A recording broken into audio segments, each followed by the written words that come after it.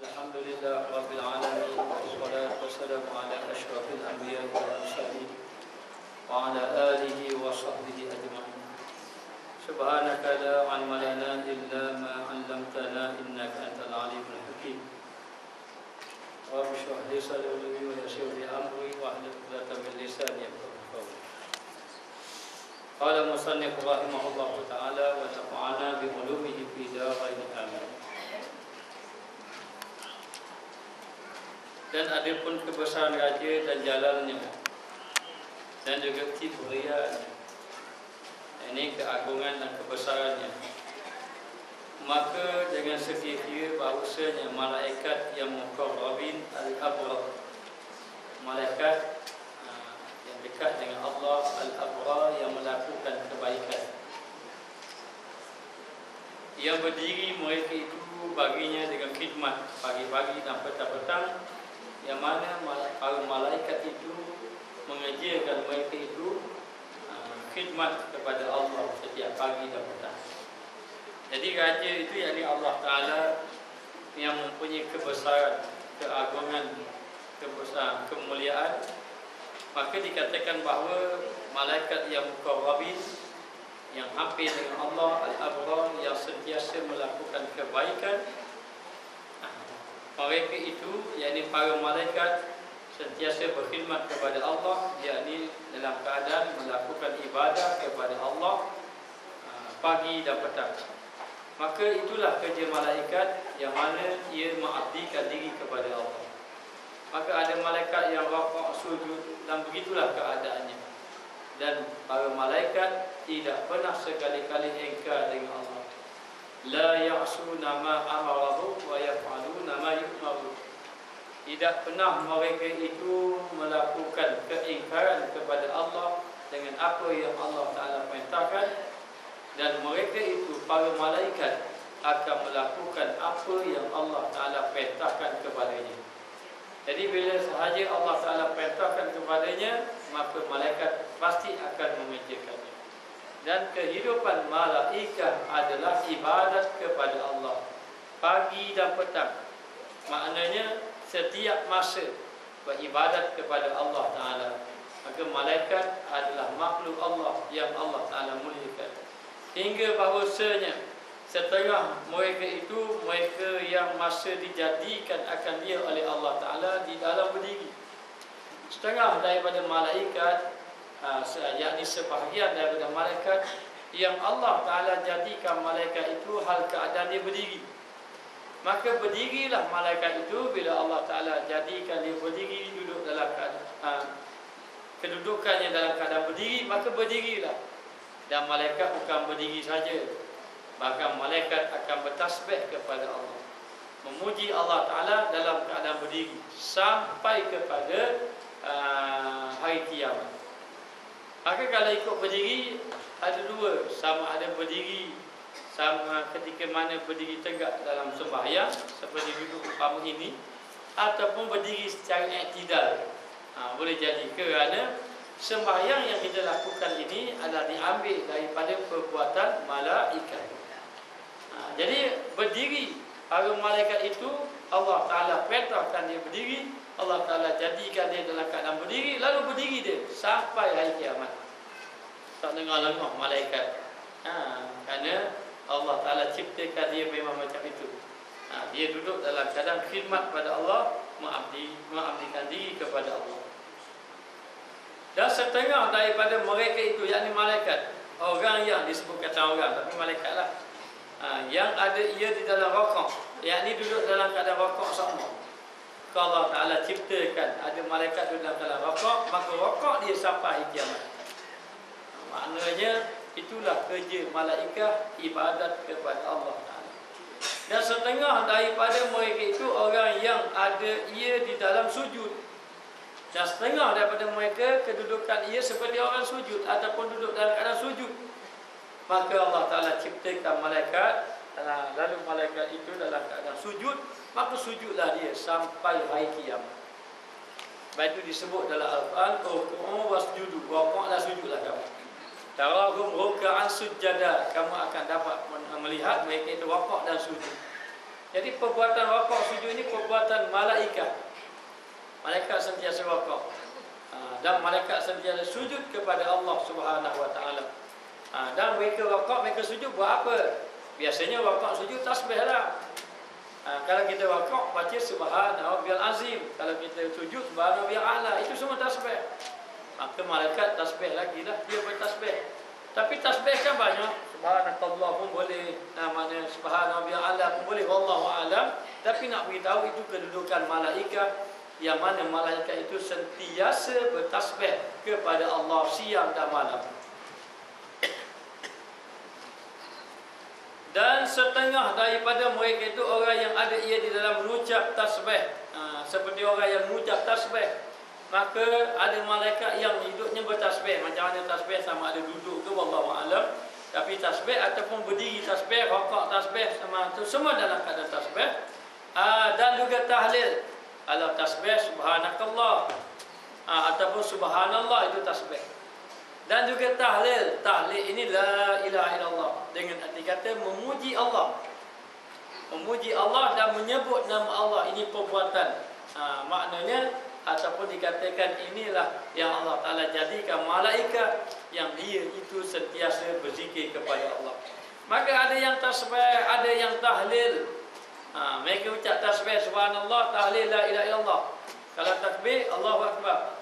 Kalau hauqala la haula wala, maknanya. Tapi nak beritahu itu ucapan-ucapan yang baik. Ada juga baca subhanallah wa bihamdihi subhanallahil azim. Tak kira lah, ini ucapan-ucapan tasbih-tasbih. Maka kita boleh bertasbih, dan malaikat sendiri pun bertasbih, dan mereka bertahlil.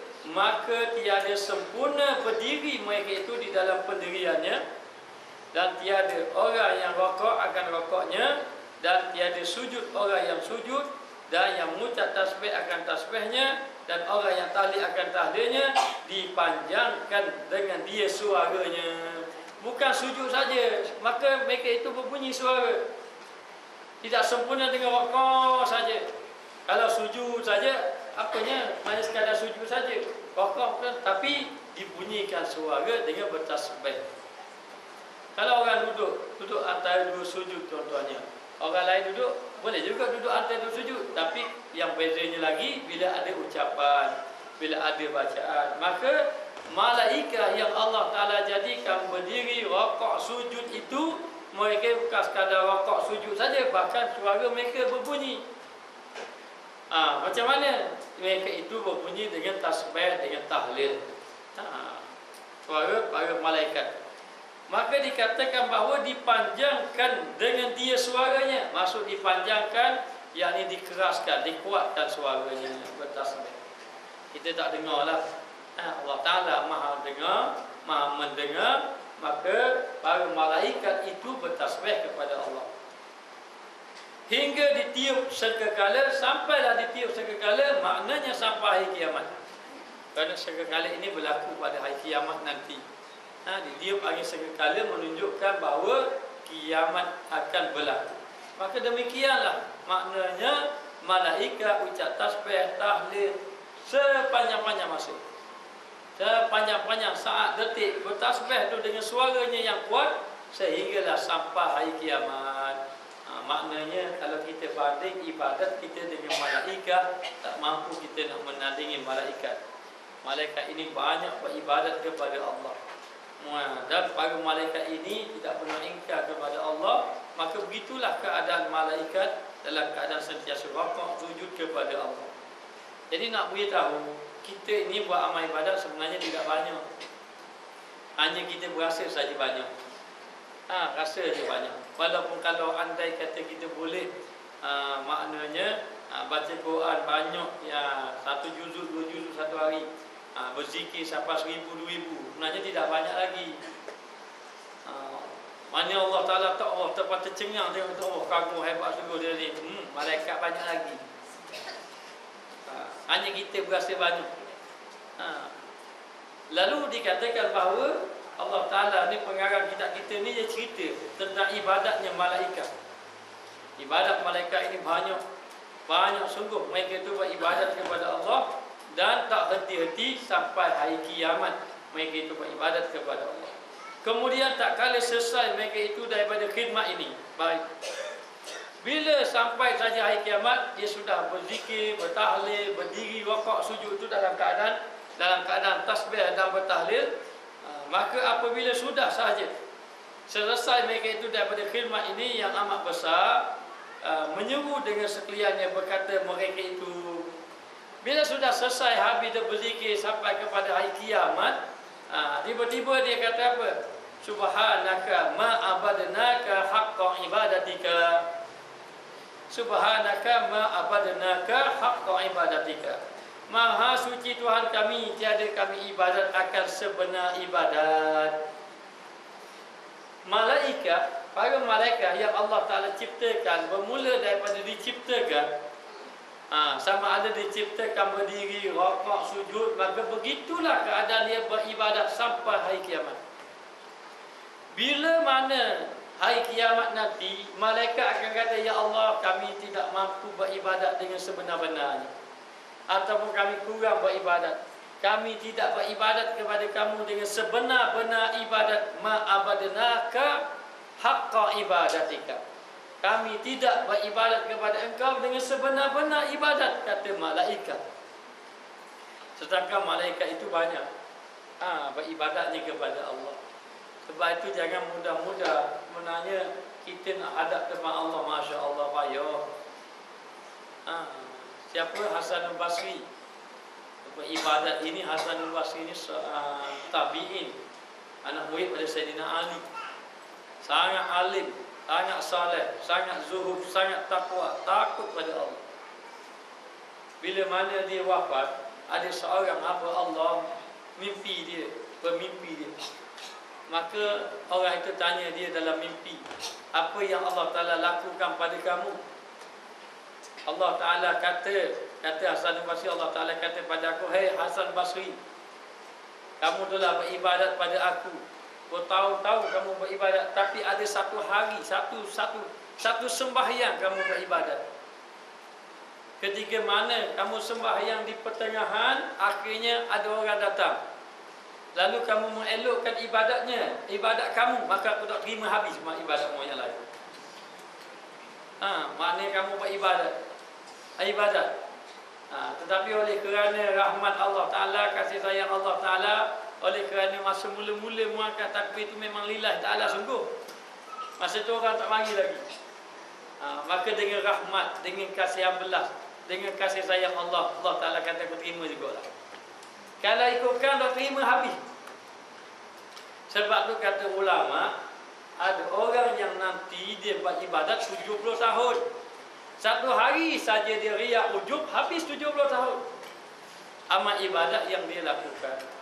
Jadi disuruh di sini jangan kita merasa banyak ibadat, kerana merasa banyak ibadat ini mendatangkan ujub. Apa makna ujub? Ujub ni merasa kita ini hebat pada orang banyaknya, ataupun kita merasa kagum dengan ibadat kita, walaupun kita tak beritahu ke orang, tapi kita rasa banyak sungguh aku buat amal ibadat. Maknanya rasa-rasa tak nak lawan dah aku, maknanya. Maka ini boleh merosakkan amal, merosakkan amal. Maka kata malaikat, ma'abadnaka haqqa ibadatika, kami tidak beribadat kepada engkau dengan sebenar-benar ibadat.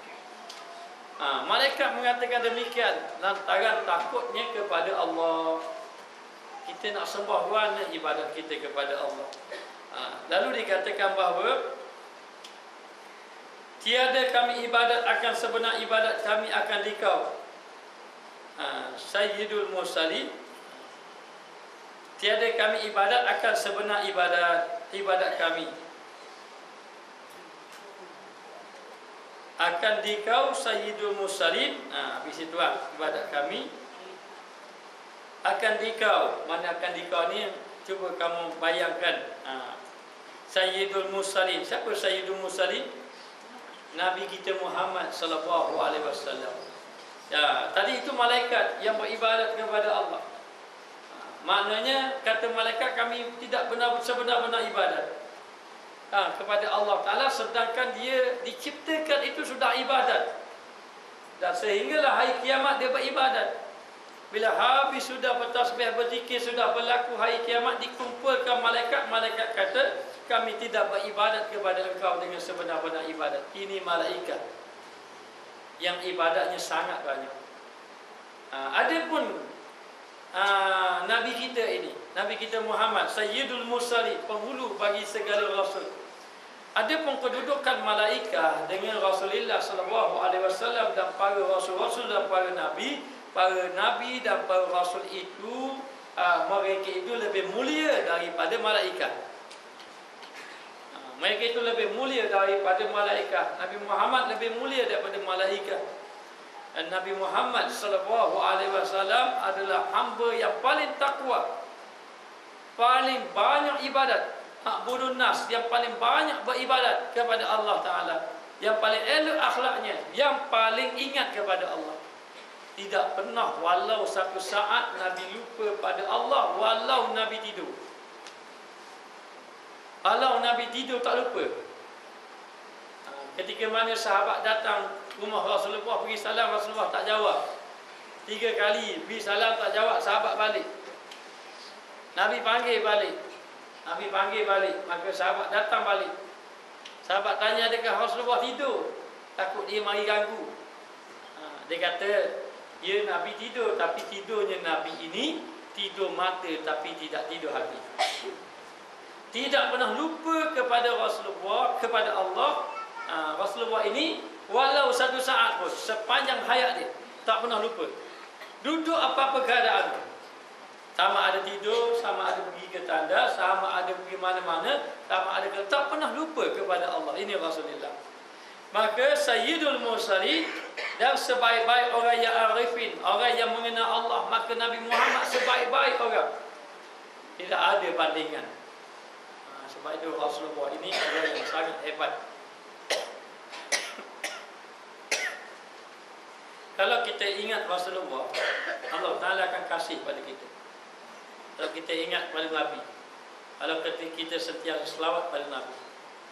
Orang yang melakukan dosa besar, kalau dia melakukan dosa besar tapi dia tak tinggal selawat, andai kata ada kisah, orang tu buat dosa besar, dia tak tinggal selawat 100 kali sebelum tidur, dia selawat 100 kali je. Dia tak pernah tinggal. Dosa besar yang dia buat menyebabkan bila dia mati kepala bertukar menjadi himar. Hitam pula. Himar ini kedai. Kepala bertukar jadi kedai. Nak beritahu sebab dosa besar yang dia buat. Tapi akhirnya kepala dia bertukar jadi manusia biasa, dan diampunkan dosa oleh Allah kerana dia ada amalan. Amalan dia tak pernah tinggal selawat pada Nabi 100 kali. 100 kali sahaja. 100 kali sahaja. Maknanya ni orang yang kalau kita cuba ingat kepada Nabi. Bahkan kata ulama mengatakan bahawa mencintai Nabi ini adalah wajib. Mesti kita mencintai Nabi. Qul in kana aba'ukum wa abna'ukum wa ikhwanukum wa azwajukum wa ashiratukum wa amwalun iqtaraftumuha wa tijaratan takshawna kasadaha wa masakin tardawnaha. Maknanya ahabbu ilallahi wa rasulih wa jihadin fi sabilih fatarabbasu hatta ya'ti Allah. Lalu katakanlah jika anak-anak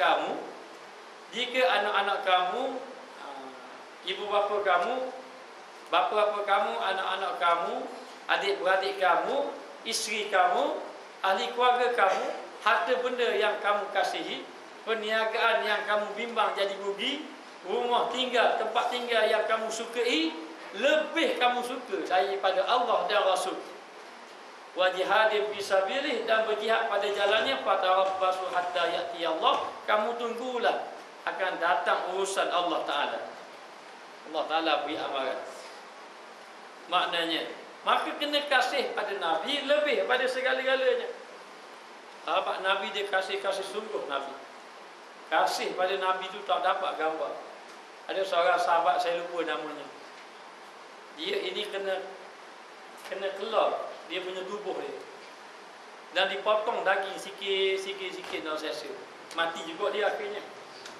Dia ambil daging dia Tiek, belah lagi, potong, tak ada lagi separuh, tak ada belah ni separuh, tak ada belah ni separuh. Sakit, belah ni tak ada daging separuh, tak tahan tengah ni memang sakit, dia kerak lagi belah ni pula. Orang musyrikin Mekah buat jahat ke dia. Sampai hampir-hampir dia nazak. Lalu orang musyrikin Mekah kata, apa kata kalau tempatmu diganti dengan Muhammad? Kalau Muhammad setuju, ada maknanya tempat kamu ni, Muhammad duduk kat tempat kamu, kamu dibebaskan. Kata sahabat Nabi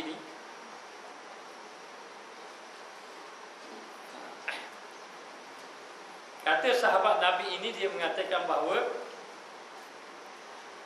jangankan Nabi nak tukar tempat dia macam ni, sekali-kali nak kena duri pun aku tidak sanggup. Nabi kena duri. Dan yang terlebih mengetahui makhluknya, dan terlebih mengetahui makhluk dan afdalnya Nabi Muhammad sallallahu alaihi wasallam.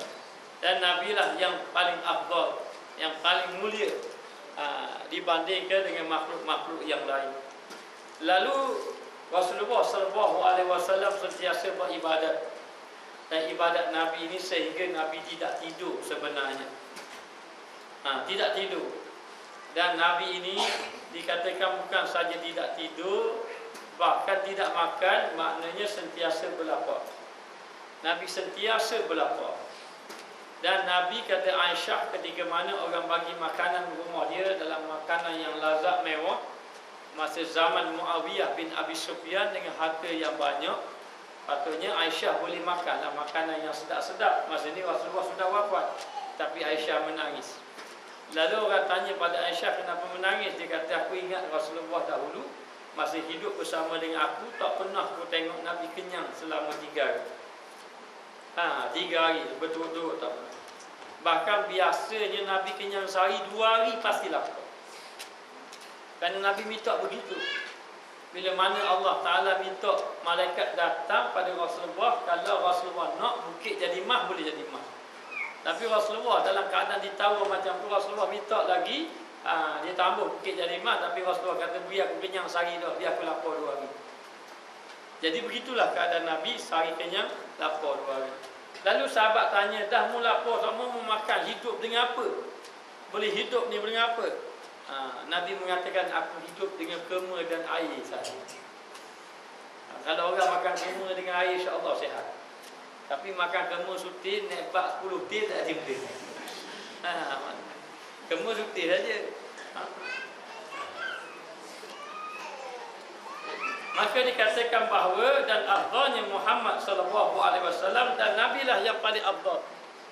Lalu Nabi bersabda, subhanaka la uhsi sana'an 'alaika anta kama asnaita ala nafsika. Maha suci engkau yang tiada dapat aku menghinggakan puji atas engkau. Maknanya maha suci engkau yang aku tak mampu nak puji engkau. Allah, Rasulullah ini orang yang paling banyak puji Allah. Orang yang paling banyak puji Allah itu Rasulullah. Tapi dalam keadaan macam tu Rasulullah mengatakan, la usi sana'an 'alaika kama 'alaika anta. Aku tidak mampu nak memuji ke atas engkau. Maknanya puji Allah Ta'ala banyak-banyak. Maka Nabi mengatakan bahawa dia tak mampu nak puji Allah Ta'ala. Seperti barang yang memuji engkau atas diri engkau, seperti mana yang layak bagi engkau, ataupun seperti mana yang Allah Ta'ala puji akan zatnya. Maka tak mampu Rasulullah nak puji Allah. Menunjukkan apa? Katanya ayat ini, hadis ini nak menerangkan bahawa Nabi merasa dia sikit sangat tasbih pada Allah, sikit sangat puji pada Allah. Maknanya aku tidak mampu nak memuji engkau sebanyak-banyak. Merasakan Nabi ni sangat-sangat sikit puji pada Allah. Sangat sikit tu berapa? Sebenarnya Nabi banyak puji Allah, tapi merasakan bahawa tidak ada pujian pun, tak mampu nak puji Allah Ta'ala. Lalu ada mengatakan, kalau puji tak mampu, ibadat lagi tak mampu. Kerana ibadat dengan memuji, mana mudah? Mudah puji. Mudah puji saja kalau ikutkan. Kalau kita puji Allah, subhanallah, subhanallah, subhanallah, maknanya nak cukup 100 kejap je semayang 100 rakaat. Kan lama. Letih lagi, dorok lagi, maknanya capur riak takabur lagi. Macam-macam ada. Lalu dikatakan bahawa aku nak puji kamu ya Allah banyak-banyak pun tak mampu. Barang yang memuji engkau atas diri engkau, bersabda, tiada daku kuasa. Masuk sabda Nabi ini, tiada aku kuasa bahawa aku memuji atas engkau dengan sebenar-benar puji yang engkau baginya ahlinya. Tiada aku mampu memuji dengan sebenar-benar pujian yang layak bagi Allah Ta'ala. Istimewa pula, maknanya lebih-lebih lagi, aku ibadat akan dikau, aku tidak mampu beribadat akan dikau kepada Allah, ataupun tidak mampu beribadat dengan sebenar-benar ibadat. Nabi mengatakan dia pun tak mampu nak sebenar-benar ibadat, kita apa lagi? Apa ibadat yang Nabi tak buat? Semua buat. Apa ibadat yang Nabi tak istiqamah? Semua istiqamah. Tidak ada ibadat yang Nabi tidak istiqamah. Hatta ada ibadat yang wajib bagi Nabi tak wajib bagi kita. Kenapa dia? Sembahyang malam.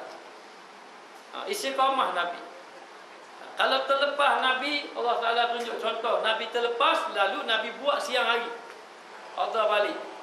Kerana apa? Kerana Nabi ini orang yang istiqamah, tidak pernah tinggal ibadat dia. Maka Nabi ibadat, semua ibadat istiqamah. Semua ibadat istiqamah. Dalam keadaan macam itu, kata Rasulullah, aku tidak mampu beribadat kepada kamu ya Allah dengan sebenar-benar ibadat. Ini menunjukkan bahawa Rasulullah telah mengajar kita jangan ada sifat sombong dalam hati, merasa ibadat banyak. Sedangkan Rasulullah tidak dapat dinafikan paling banyak beribadat dan paling hebat beribadat, paling bijak beribadat. Maka dikatakan bahawa Nabi sendiri mengaku bahawa dia tidak mampu melakukan ibadat dengan sebenar-benarnya. Seperti barang yang engkau itu ahli baginya, sebagaimana yang engkau ahli layak baginya. Yang layak bagi Allah, tak mampu nak serah-serah jiwa raga pada Allah sebenar-benar, kata Rasulullah. Padahal Nabi adalah makhluk Allah yang paling mulia. Ana akramul makhlukin, kata Nabi. Wala akra, wala faqra. Aku adalah makhluk yang paling mulia. Wala faqra, dan bukan aku nak berbangga-bangga. Maknanya Nabi kata gitu bukan nak berbangga-bangga, tapi ini kenyataan daripada Allah. Kerana Nabi bercakap la yantiqu 'anil hawa in huwa illa wahyun yuha. Nabi tidak bercakap mengikut hawa nafsu kecuali apa yang Allah Ta'ala wahyukan kepadanya. Maka Nabi adalah orang yang banyak beribadat pada Allah, tapi Nabi banyak menangis. Nabi banyak rasa takut pada Allah, dan Nabi banyak merasa kurang kepada Allah Ta'ala. Bahkan Nabi sentiasa tawaduk, rendah diri, tunduk kepada Allah. Dan ialah yang bersabda, tiada seorang yang masuk ke syurga dengan amalnya. Nabi ada bersabda, tidak ada seorang pun yang masuk syurga dengan amalnya. Oh, kalau begitu macam mana orang yang beramal tidak boleh masuk syurga ke? Oh, itu tak payah beramal. Oh, tak payah beramal lagi, tak ada macam masuk syurga. Tak ada peluang. Maknanya nak kabur, orang yang beramal itu bukan masuk syurga kerana amal. Kalau nak banding dengan amal dia pun tak padam. Tak padam dengan nikmat syurga, dengan nikmat dunia pun tak padam. Maknanya makan nasi, makan mana Allah Ta'ala beri pakaian, makan sepatu kenderaan, harta benda tu berakaat kat kita mayat. Dengan nikmat dunia pun nak banding dengan ibadat pun tak padam. Apatah lagi nikmat akhirat. Maknanya kalau Allah Ta'ala beri nikmat kepada kita, memang kita tidak dapat bayangkan. Maka tidak ada nilai bandingan dengan ibadat kita. Lalu Nabi bersabda, mengatakan bahawa seseorang itu tidak boleh masuk syurga dengan amalnya. Dengan sabit amalnya tak boleh masuk syurga. Sembah mereka itu, maka tanya mereka itu sahabat. Mereka itu sahabat. Sahabat bertanya, dan tiada engkau ya Rasulullah, dan kamu juga ya Rasulullah. Maknanya kamu juga ya Rasulullah, yang kamu ini tak masuk syurga dengan amal. Sahabat tanya terus Nabi. Sebab Nabi kata orang yang masuk syurga ni tidak boleh masuk syurga kerana amal seseorang tadi. Kerana amal tak layak masuk syurga. Maka sahabat tanya, dah kamu juga ke? Amal kamu pun tak layak ke masuk syurga? Katanya, tanya sahabat, dan tiada engkau ya Rasulullah. Sabdanya, dan tiada aku. Kata Nabi, aku pun begitu juga. Begitu juga. Maknanya Nabi pun mengatakan begitu juga. Melainkan bahawa menutup akan daku Allah Ta'ala dengan rahmatnya. Maknanya menutup, maknanya memayungi ataupun melimpahkan rahmat Allah Ta'ala kepadanya. Kecuali rahmat Allah saja. Kalau tidak sabit rahmat Allah, habis, tidak ada orang layak masuk syurga. Bahkan Nabi mengatakan dia pun tak boleh masuk syurga kalau tidak ada rahmat Allah. Tapi Nabi sudah Allah Ta'ala sudah sebut tentang baginda sallallahu alaihi wasallam, wa ma arsalnaka illa rahmatan lil alamin. Tidak aku utuskan engkau wahai Muhammad kecuali memberi rahmat kepada sekalian alam. Maka Nabi ini memberi rahmat alam dunia, alam akhirat. Maknanya alam dunia, alam akhirat. Allah Ta'ala beri rahmat pula sekalian alam lah, atas muka dunia sekalian alam, di langit, di bumi semua. Hatta kepada orang kafir pun dapat rahmat Allah. Atadak Rasulullah, acu habis orang kafir. Sekali sembah patung berhala, habis binasa habis. Tapi oleh kerana ada Rasulullah, maka na yu'azibahum wa anta fihim. Aku tidak azabkan mereka, kamu ada bersama mereka. Allah Ta'ala boleh nak azabkan dia. Nabi ada boleh tengok depan mata, sebagaimana umat-umat yang terdahulu. Nabi Musa tengok depan mata umat dia bergelimpangan mayat mati. Nangis Nabi Musa tengok. Nabi Nuh tengok umat dia ditenggelamkan di dalam puah yang besar, banjir yang besar. Nabi Musa tengok. Nabi Lut tengok Allah Ta'ala binasakan umatnya.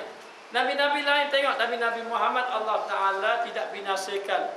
Maka nali yu'azibahum wa anta fihim. Aku tidak azab, kata Allah. Kami tidak azabkan mereka dalam keadaan mu ada bersama dengan mereka, yakni Rasulullah sallallahu alaihi wasallam. Dan Nabi dia pernah berdoa. Dia berdoa pada Allah 3 doa. Yang pertama dia minta jangan sampai umatnya dibinasakan. Dibinasakan sekaligus dalam keadaan mendapat kelaparan. Maknanya kelaparan Allah Ta'ala terima sekaligus lah. Jangan kata tu dekat negara Somalia dia mati kelaparan, maksudnya sekaligus. Dan Nabi juga minta kepada Allah, berdoa agar jangan dibinasakan umatnya dalam keadaan kena ribut taufan. Maknanya bala ribut umpamanya. Dan Rasulullah minta, ni doa ni pun diterima. Rasulullah minta agar umat Islam ini bersatu. Ini tidak diterima. Sebab tu kita tengok hari ni orang Islam balok sama-sama negara Arab pun balok. Ini doa Nabi. Doa Nabi yang tidak makbul, ada hikmahnya di sebalik itu. Lalu dikatakan bahawa kecuali dengan rahmat Allah Ta'ala, barulah seseorang tadi dapat perlindungan, dapat rahmat Allah, boleh masuk dalam syurga. Kalau tidak, tak ada seorang boleh masuk syurga. Nilai ibadat kita ni dengan nikmat mana besar. Besar nikmat lagi sebenarnya. Kan sudah dicerita dahulu mengenai orang yang beribadat 800 tahun, ibadat tak ada maksiat. Kita 30 tahun campur dengan maksiat. Taat maksiat. Maksiat mata saya, ditohek telinga saya. Campur habis. Tangan macam-macam maksiat. Ini orang beribadat 800 tahun tak ada maksiat ibadat. Dia kata pada Allah, masukkan saya dalam syurga dengan amal saya. Tak boleh masuk dalam syurga. Tapi Allah Ta'ala tak tok dia dalam neraka. Allah Ta'ala beri raung je dalam neraka. Tengok pusing-pusing. Boleh raung saja, boleh tengok neraka saja. Syurga tak boleh masuk. 800 tahun beribadat. 800 tahun beribadat tak ada maksiat. Bukan 800 tahun campur maksiat dah. Dia bila Allah Taala kata masukkan aku masukkan kamu dalam syurga dengan rahmat. Dia kata tidak ya Allah. Aku nak memasukkan aku dengan ibadat aku. Kalau mau nilai ibadat kamu, ambil kamu buat usi ke neraka. Tak mampu masuk syurga. Tak boleh. Tidak boleh. Dan ditimbang amal ibadat dia yang 800 tahun, ditimbang dengan nikmat mata je, berat nikmat mata lagi pada amal dia 800 tahun. Allah Ta'ala bagi. Maknanya, sebab tu nikmat ni besar. Kita nak bangga apa? Kita nak bangga dengan ibadat kita. Nanti begini dekat negeri akhirat. Bila mana kita dapat, kita buat ibadat, nanti Allah padukan dengan nikmat. Ibadat kamu banyak ni, banyak ni. Okey, nikmat aku beri banyak ni. Ibadat ni banyak ni, nikmat ni banyak ni. Akhir kali ternyata nikmat besar di ibadat. Tak padang juga. Setiap kali kita buat amal ibadat baik, kita Allah Taala beri lidah. Lalu kita kata kita berzikir pada Allah. Lama mana kita berzikir? Setengah jam. Wasi banyak dah setengah jam. Siapkan berapa orang? Ada dah 3,000 selawat Nabi hari ni. Maknanya orang tak tanya pun tapi kabur. Maknanya kita beritahu itu hari ni yang Allah Ta'ala beri lidah pada kita, hanya lebih kurang setengah jam kita berselawat. Sepanjang satu hari Allah Ta'ala beri lidah kita gunakan ke mana? Banyak lagi benda yang kita cakap sia-sia. Sebab tu dia kata setiap ibadat datang nikmat. Setiap ibadat datang nikmat. Okey, mu ibadatmu ni nikmat aku. Lawan mana? Tak ada benda ke? Tidak ada amal. Sebab tu orang yang memahami betul-betul mengenai ibadat pada Allah, tak ada rasa, tak boleh dia nak rasa bangga pun tak ada tempat nak rasa bangga. Ikut mana nak rasa bangga? Sebab tu kena tengok dalam bab ibadat, kena tengok orang-orang yang terdahulu. Orang yang terdahulu mereka banyak beribadat pada Allah, sedikit tak pandang ibadat banyak. Yang sangat berhati-hati kepada Allah Ta'ala. Lalu dikatakan bahawa ada pun nikmatnya dan penolongnya, iaitu penolongnya, seperti firman Allah Ta'ala, wa in ta'uddu ni'matallah la tuhsuha. Dan jika membilang kamu akan nikmat Allah Ta'ala, jika kamu menghitung akan nikmat Allah, tiada dapat menghinggakan akan dia, kamu tak mampu nak hitung nikmat Allah. Allah banyak sangat nikmat Allah beri pada kita. Sangat-sangat banyak. Maknanya Allah Ta'ala beri pada kita, dan bila saja dekat negeri akhirat nanti dia tanya 3 perkara. Yang pertama Allah Ta'ala tanya mengenai amal kita yang baik mana, banyak mana kita buat. Tidak rasa sedap hati dah amal kita banyak. Allah Ta'ala kira amal kita banyak. Awwalu ma yuhasabu bihi yaumal qiyamah as-salat. Mula-mula dia tanya sembahyang. Sembahyang pun rasa gelak gambar. Maknanya macam mana nak khusyuk? Macam mana nak khusyuk sembahyang? Maknanya. Lepas tu napa nikmat banyak nikmat banyak, ibadat banyak Yang kedua Allah Ta'ala hitung pula kejahatan kita pula. Habis. Hitung pula kejahatan kita. Dahlah bila kejahatan kita dihitung ni, makan habis kebaikan kita, lepas tu lah tinggal sikit dihitung pula nikmat. Yang ketiga dihitung nikmat. Nak pergi ke mana?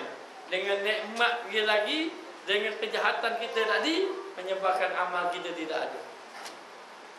Habis amal kita di hadapan Allah Ta'ala. Lepas tu dikatakan bahawa rahmat Allah yang kita harap. Ibadat-ibadat ni nak dapat rahmat Allah dan redha Allah. Kalau Allah Ta'ala redha pada kita, Allah Ta'ala beri rahmat, maka untunglah kita. Maka tiada menghinggakan akan dia. Dan riwayat bahawasanya dihimpunkan manusia pada hari kiamat atas 3 diwan, yakni suratan. 3 dewan, 3 suratan. Satu dewan, ini sudah tadi. Satu dewan hasanat, kebaikan. Dikumpulkan segala kebaikan kita. Yang kedua, dewan kejahatan, dikumpul kejahatan kita. Dan yang ketiga, dewan nikmat. Ni nikmat yang saya beritahu tadi. Kebaikan, kejahatan dan juga nikmat. Maka dekat negeri akhirat ada orang yang Allah Ta'ala nampakkan dia syurga, lalu gembira dia pun pergi nampak macam dekat, pergi tak siapa-siapa, pergi tak siapa-siapa. Akhir sekali terlalu dalih nak pergi dah habis geng dah cuba pergi, tak siapa-siapa. Lalu dia tanya pada Allah. Allah Ta'ala beritahu, memang aku buat macam tu pada kamu. Sebab dekat negeri akhirat, kamu nak buat baik tak? Nak buat baik tak? Jadi Allah Ta'ala tunjuk, habis syukur tak habis syukur tak? Tak boleh ni. Ada. Lalu menyesallah golongan ini. Wal'iyadzubillah. Moga-moga kita tidak termasuk golongan ini. Ada yang Allah Ta'ala beri pula dekat negeri akhirat, yang mana asalnya pahalanya banyak. Tiba-tiba pahalanya diambil, habis pahala dia. Habis pahala diambil dosa orang ke atas kepala dia. Kenapa jadi macam tu? Sebab dia buat zalim ke orang. Pahala dia ibadat, nak bayar dia buat jahat ke orang tu tak padam. Akhirnya kejahatan orang beri pada orang. Itulah keadaannya. Dan ada Allah Ta'ala beri kebaikan. Bila mana ada seorang itu, dia ini diberi surah amalan, dia pun buka surah amalan, macam mana buka wallahu a'lam. Tapi ternyata surah amalan itu penuh dengan dosa-dosa, kesalahan-kesalahan. Maka menangislah dia, menangis meraunglah dia. Lalulah datanglah satu malaikat, beri dia satu kertas. Kertas itu sebesar kenapa duduk dalam genggaman tangan kecil kertas tadi. Lalulah dia ambil kertas tadi. Dia pun kata, apalah lebih kertas besar ni dengan surah amalan yang begitu banyak. Salut mata memandang dosa-dosa. Lalu dibuka. Ternyata di kertas itu ditulis kalimah La ilaha illallah. Saya tidak pasti la ilaha illallah ke Muhammad Rasulullah ada ke tak pasti. Tapi la ilaha illallah memang ya dah. Lalulah dia pun kata, apa kelebihan ini? Dia kata Allah Ta'ala nak beri rahmat pada kamu. Nak beri rahmat pada kamu, maka ditimbanglah amalan dia, dia letakkan satu lagi neraca. Letak lagi satu lagi neraca, ternyata berat kalimah la ilaha illallah tadi peluh kebaikan, menyebabkan dia masuk dalam syurga Allah Subhanahu wa taala. Ada yang berlaku dekat negeri akhirat, ada orang itu dia ini pahala dia ini maknanya banyak juga, tapi tak cukup dia masuk syurga, kecuali dia kena cari satu pahala. Jadi dia minta dengan Allah nak turun datang ke dunia nak beribadat, nak cukupkan, Allah Ta'ala tak beri. Maka dia dapati bahawa pahala dia tak cukup satu je. Maka semua ada pahala, satu je tak cukup pahala untuk masuk syurga. Dia pun pergi carilah siapa nak bagi dekat negeri akhirat. Aku takut ada orang boleh bagi. Orang banyak pun tak mau bagi. Yauma yafiru mar'u min akhi wa ummihi wa abi wa sahibatihi wa bani. Yang mana hari itu masing-masing lari belaka dia daripada orang lain. Lari daripada saudara dia. Kenal, ada kata kenal tapi memang jadi tak kenal. Ada kata jadi tak kenal terus, tak kira lah. Kerana masing-masing sibuk. Mak dia panggil dia lari. Maknanya kalau anak tu susah sangat, cari mak ada kebaikan, minta pertolongan mak lari. Begitulah suami isteri kita kau atau muka dunia so kira lah. Maknanya tetapi dekat negeri akhirat masing-masing lari. Jadi satu hari jumpa seorang hamba Allah, dia minta satu pahala. Dia kata, aku agak satu pahala ni je, buat ringan aku. Hak lain semua dosa berlaku. Jadi dia pun beritahulah, mengadu, bagilah pada saya kaidah. Lalu dia terfikir, ya Allah, memang dia ni masuk neraka tak? Beri pun masuk neraka, tak beri masuk neraka. lalu dia mengatakan daripada dua-dua masuk neraka biar selamat seorang dah. Dia pun bagi orang tadi pahala.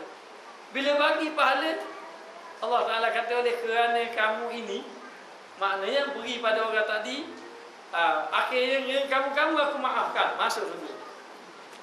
Masya Allah, Allah Ta'ala bagi.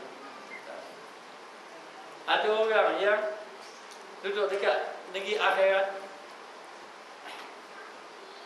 dia ini dihitung kira, ditimbang, dia memang layak ahli neraka. Layak ahli neraka. Lalu malaikat nak ambil dia, nak masukkan dia dalam neraka. Lalu Allah Ta'ala kata, nanti dulu, jangan masukkan dia dalam neraka. Cuba tengok dia. Dia pernah tak bersama dengan ulama, yang mana ulama itu masuk syurga? Kalau ada, dia suruh ulama itu bersyafaat. Kerana di antara yang boleh bersyafaat itu Rasulullah, itu syafaat yang besar. Syafaat yang besar itu Rasulullah. Ada lagi syafaat yang golongan yang boleh bersyafaat. Siapa dia? Yang ini siapa dia? Orang yang mati syahid boleh bersyafaat. Kemudian orang siddiqin, orang yang menghidupkan sunnah-sunnah Nabi, dan juga yang boleh bersyafaat ulama-ulama yang soleh. Ulama-ulama yang soleh. Lalu kita tengok ada tak atas muka dunia duduk sama dengan ulama? Tengok surat amalan tak ada. Maknanya kat konsert nyanyi-nyanyi dia tak ada.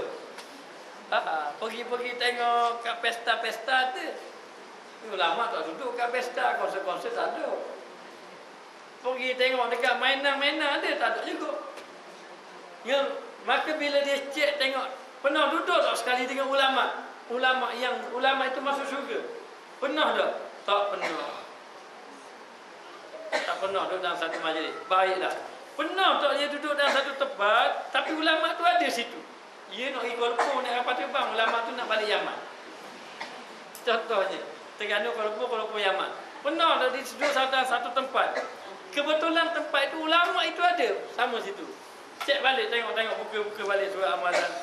Oh, tak ada. Ulama naik 15, dia naik 16. Tari. Dah kau tari. Dah betul juga. Jadi tengok tak ada juga. Tak ada.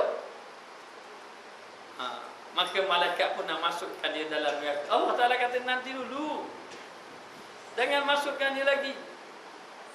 Maknanya, cuba tengok dia pernah tak maknanya duduk dalam keadaan maknanya bersalaman, tanya bersalaman, tak ada. Banyak tak ada. Pernah bersalaman, tak ada. Dalam majlis yang bersama sudah ada lagi. Akhir sekali, last sekali Allah Ta'ala kata gini lah. Cuba kamu tengok nama dia. Ada tak nama dia yang sama dengan ulama tu masuk syurga? Tengok nama. Tengok nama, wallahualam. Cerita setakat tu je. Ceritanya setakat tu, saya tak ada cerita lah. Sebab saya bacanya banyak tu saja. Kalau adalah nama dia macam tu, maka masuk dia dalam syurga kerana bersama dengan nama ulama. Bagi nama, kena tengok ke ulama. Maknanya dia tengok apa yang ada hari ni. Tengok hari ni apa yang terkenal. Terkenal yang ni tulis ke Syahrukh Khan. Ada minat pemain bola, pemain bola, ambil nama pemain bola, nama artis jangan ambil nama ulama-ulama. Ini kedudukan dekat negeri akhirat. Maka sangat-sangat beruntung kalau orang itu terselamat dia dekat negeri akhirat. Maka dikatakan bahawa nak hitung nikmat Allah tidak terhingga. Maka dekat negeri akhirat akan dihitung kebaikan, kejahatan dan juga nikmat Allah Ta'ala. Dan nikmat Allah Ta'ala akan tengok daripada mana kita dapat nikmat tadi. Satu, daripada mana dapat. Yang kedua, ke mana kita belanja. Maka ada orang dia dapat nikmat itu, dapat harta umpamanya. Harta yang halal dibelanjakan pada yang diharamkan oleh Allah, binasa. Maknanya harta dia halal tapi haram. Ada yang harta dia ini haram tetapi dibelanjakan yang halal pun tak boleh, binasa juga. Dan ada orang yang dia dapat harta yang halal dibelanjakan kepada jalan yang dihalalkan oleh Allah, ini saja selamat. Selamat. Lagi-lagi tidak selamat harta yang haram dibelanjakan pada jalan yang diharamkan oleh Allah, lagi-lagi tidak selamat. Tidak selamat hari ini. Wal iyyazu billahi min zalik. Minta ampun banyak-banyak, minta maaf banyak-banyak pada Allah. Bimbang takut harta yang kita dapat, harta yang tidak diredai oleh Allah. Kadang-kadang orang tanya, macam mana ustaz dia kata nak tahu harta ni molek dan molek? Inilah, tanya hati kamu. Tanya hati. Dia tanya orang macam-macam jawapan. Orang ni kata gini, orang ni kata gini, tanya hati. Sebab itu disebut istafti qalbaka. Minta fatwa dengan hati kamu. Ataupun dalam hadis lain, da' ma yaribuka ila ma la yaribuka. Kamu tinggallah benda-benda yang ragu kamu kepada perkara yang tidak ragu. Kalau benda tu rasa ragu sama dalam hati kita, rasa gana, rasa tak mah, tinggalkanlah, itu lebih baik. Maknanya. Lalu dikatakan bahawa maka Allah Ta'ala akan hitung akan nikmat hingga habis oleh nikmat akan kebajikan. Habis nikmat akan kebajikan. Hitung nikmat tadi tak padan dengan nikmat, dengan nikmat yang diberi tak padan dengan kebajikan yang kita buat. Allah Ta'ala akan hitung satu persatu. Ada orang yang mudah dihitung, ada orang yang lambat. Ada dalam satu hadis doa menceritakan bahawa dekat negeri akhirat ada orang tu dibangkitkan. Dibangkitkan oleh Allah. Lalu Allah Ta'ala tanya harta dia. Dia tak ada arah nak kata. Dia kata, ya Allah, Engkau telah memberi harta kepada aku sedikit, lalu aku memperbanyakkan harta. Harta aku jadi banyak. Mungkin dia pandai sungguh, urus harta jadi banyak. Saya jumpa orang Aceh. Dia businessman. Masa berlaku tsunami, habis kedai dia hantu. Habis kedai. Maknanya dia kosong balik. Dia memang orang kaya tu, tapi bila berlaku tsunami hantu. Dan memang saya jumpa dia orang Aceh, memang kedai dia Aceh, memang dia asal orang Aceh. Jadi dia kata masa berlaku itu dia ada di Jakarta. Ada di Jakarta masa berlaku itu. Ke Jakarta tak kena. Maknanya dia pun tengok. Dia tengok dalam TV. Habislah keluarga dia semua tu. Memang ternyata ada keluarga dia mati dan sebagainya. Dia beritahu saya bahawa memang dia punya perniagaan sudah habis. Memang yang duit ada setakat itu saja dia. Tapi hari ini dia berniaga. Kalau dulu ada 2 cawangan, lenikah 5 cawangan. Kalau pandai berniaga. Maknanya lagi maju, lagi kaya daripada dulu masa kena tu. Masih kena dulu. Allah Ta'ala bagi. Tak apa, kaya tak apa. Bagus kaya ni. Boleh bantu madrasah. Siap sikit. Jadi nak beritahu, kalau gunakan hati pada jalan Allah, kalau tidak lalai, masalahnya hati jadi lalai. Dia manusia ni ada 2 golongan. Satu golongan dia terlalu sibuk cari harta, satu golongan sibuk cari pahala. No answer. Biar kita sibuk cari pahala tak apa. Baik kita jadi golongan sibuk cari pahala daripada sibuk cari harta. Tapi tak salah nak cari harta untuk dapat pahala. Biar dapat pahala banyak-banyak, dapat pahala banyak dengan sebab harta betul. Lalu diceritakan balik. Nak cerita ada seorang hamba Allah, dia kata, ya Allah, dulu aku tidak ada harta banyak, tapi aku uruskan dia jadi harta kebanyak. Lalu bila Allah Ta'ala tanya tentang harta, dia cerita harta dia. Allah Ta'ala bagi ingatkan. Memang dekat negeri akhirat, nanti Allah Ta'ala cerita nikmat, kita akan mengakui nikmat tadi. Kita boleh kata, saya tak ingat, ya Allah, tak ingat. Betul, rumah tu rumah tu. Dah ingat. Boleh kita kata gitu. Allah Ta'ala bagi ingat kita. Memang kita ada harta banyak ni. Allah Ta'ala kata melalui malaikat, betul tak pada sekian-sekian mu dapat piti banyak ni? Betul. Betul tak mu belanja banyak ke sini? Betul. Kita akan tahu, kita akan ingat. Tak lewat lupa ingatan itu dah boleh. Maknanya atau ke dunia boleh lah. Hakim ni paling buang kira. Ayuh nak nak kira. Tak apalah, dekat negeri akhirat tak boleh. Dia ingat bila Allah Ta'ala tanya mengenai nikmat dia, dia cerita nikmat dia. Saya gini. Akhir kali Allah Ta'ala kata, aku tidak tanya banyak dan sikit itu. kerana banyak itu aku yang bagi. Maknanya, tapi aku nak melihat ke mana kamu belanja harta kamu. Habis Allah Ta'ala buka satu.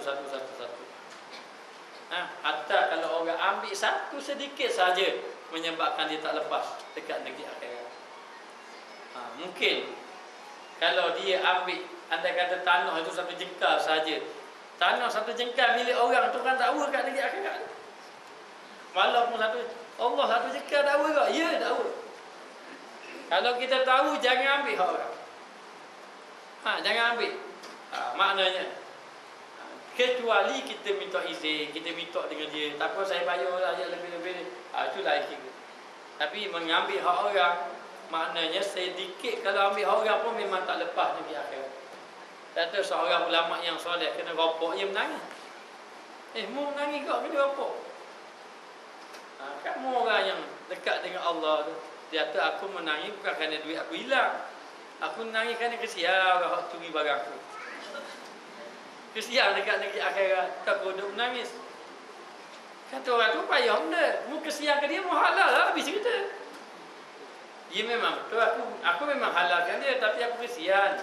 Aku bimbang, yang aku menangis bimbang takut curi ke orang lain tu halal. Sebab dekat negeri akhirat, di antara sebab yang kita tak terlepas, sebab ada hak kita. Hak orang dengan kita ada. Baik sedikit, baik banyak, mana-mana ada. Kalau lah sedikit pun tak lepas, banyak lebih-lebih lagi. Maka nikmat ini akan dikira oleh Allah Ta'ala. Lalu dikatakan bahawa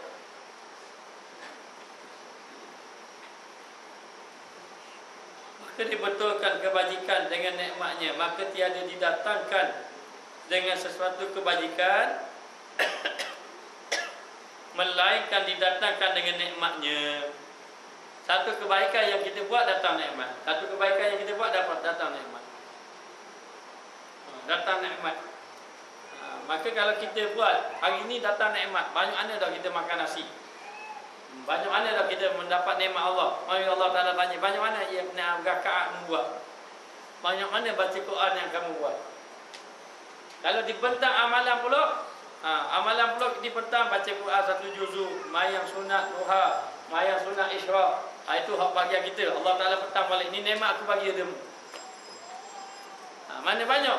Mana lebih? Lebih nikmat lagi. Maka akhirnya dikatakan hingga habis oleh nikmat akan kebajikan.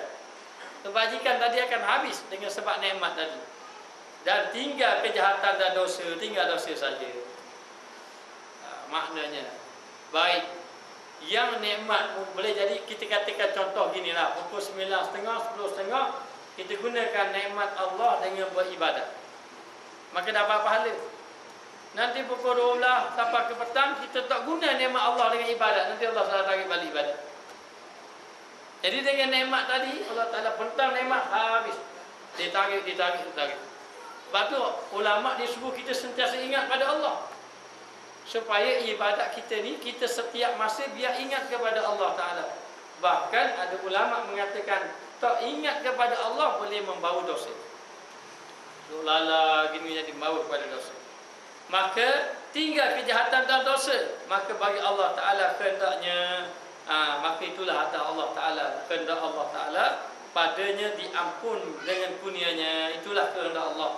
Kalau Allah Ta'ala nak ampun, ampun. Jadi kita ni kalau boleh ada jalan lain, tak kena banyak istighfar lah. Banyak beristighfar pada Allah. Ada seorang tu kemarin baru jumpa saya, dia kata Alhamdulillah, selama dia mencari dia kata dia memperbanyak istighfar. Jadi tanya apa kesan lepas pada istighfar, dia kata di antaranya hatinya rasa tenang lah. Hatinya rasa tenang, Allah Ta'ala rasa beri kekuatan untuk melakukan ibadat pada Allah. Tapi bila kita melakukan ibadat dengan memperbanyakkan istighfar, maka biarlah istighfar itu kita dengan Allah Ta'ala. Tak payahlah beritahu pada orang tak banyak mana 10,000 dia hari ini. Tak payah. Dia istighfar saja. Setiap masa itu buat istighfar kepada Allah. Itu jalan kita nak dekatkan diri dengan Allah Ta'ala. Bahkan bila kita beristighfar, nanti terbuka habis. Terbuka pintu rezeki, terbuka pintu ibadat, terbuka pintu ilmu. Terbuka pintu akhlak. Orang yang keras jadi lembut saja, hati pun jadi lembut. Yang gelisah hati pun jadi tenang bila orang itu banyak beristighfar kepada Allah. Sebab tu ada orang tanya siapa, lupa dah saya. Soalan yang berbeza-beza. Rezeki saya kurang, dia kata istighfar. Hati saya tidak tenang, dia suruh istighfar. Soalan macam-macam soalan tapi jawapan sama, jawapan istighfar kepada Allah. Itu di antara jalan. Sebab bila kita ni nak jalan kepada Allah sebenarnya, yang pertama nak jalan kepada Allah Ta'ala ini bertaubat, sebenarnya jalan pertama. Banyak bertaubat kepada Allah Ta'ala. Jalan kedua, lepas bertaubat kena belajar, berguru, kena ada guru untuk kita belajar, untuk dapat bimbing kita dalam ibadat. Yang ketiga, kena ada amal yang istiqamah, amal zikir yang beristiqamah. 3 perkara ni kena ada dulu. Mungkin taubat itu mungkin kita berat sikit nak bertaubat, ataupun amalkan dengan istighfar. InsyaAllah dengan kita beristighfar kepada Allah, nanti Allah Ta'ala bukakan pintu kebaikan kepada kita. Maka dia kata diampunkan dengan kurnianya.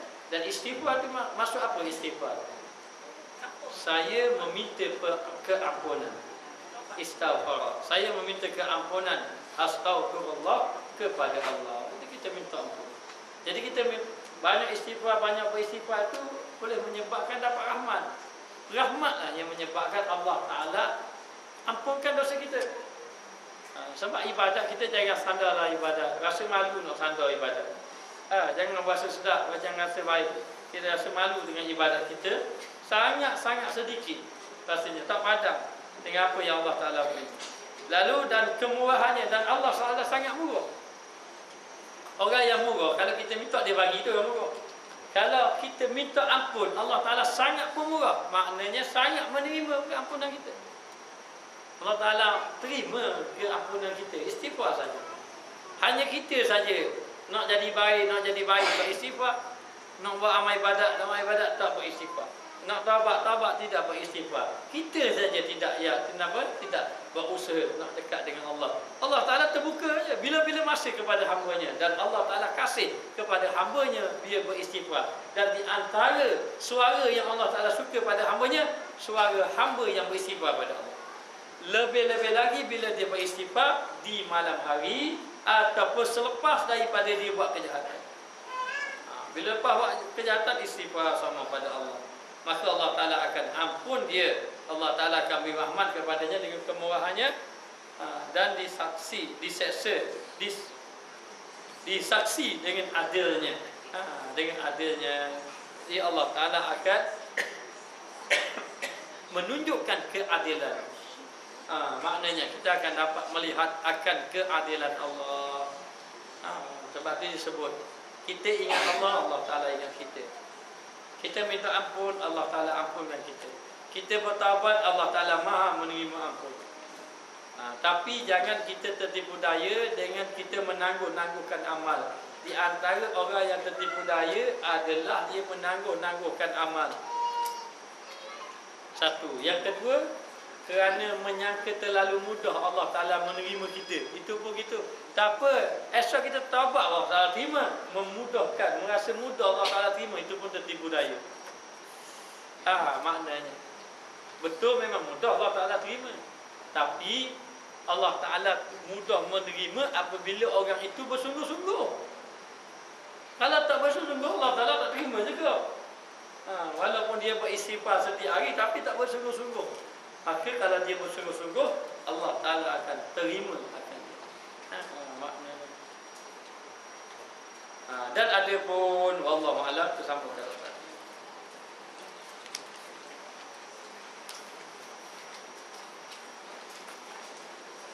Bismillahirrahmanirrahim. Rabbana zalamna anfusana wa illam taghfir lana wa tarhamna lanakunanna minal khasirin. Wa sallallahu ala sayyidina Muhammad wa ala alihi wa sahbihi wasallam. Alhamdulillah.